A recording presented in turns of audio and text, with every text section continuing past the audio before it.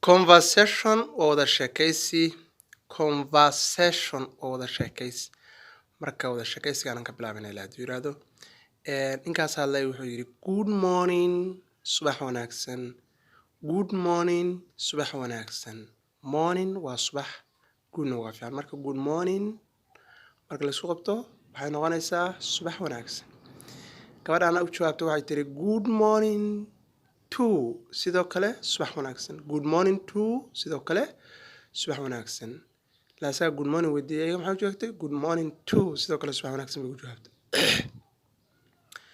wiilkaan hadlay wuxuu yiri where are you going halkeebaad u socotaa where are you going halkeebaad u socotaa where are you going halkeebaad u socotaa markaas waxay tiri I am aniga going waxaan u socdaa to the airport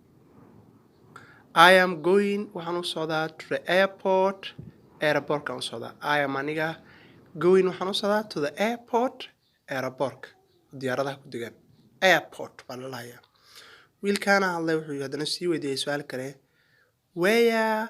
are you traveling halkeeda u socdaa travel waa socdaalitaan ama safrid where are you traveling halkeebaad u socdaalaysaa waad u socotaa maadaama airport ka u socotid halkeebaad u socdaalaysaa where are you traveling halkeebaad u socdaalaysaa markaas waxay ugu jawaabtay I want to waxaan rabaa to travel inaan u socdaalo to Mogadishu xamar baan rabaa I want to travel inaan u socdaalo rabaa to Mogadishu xamar baan rabaa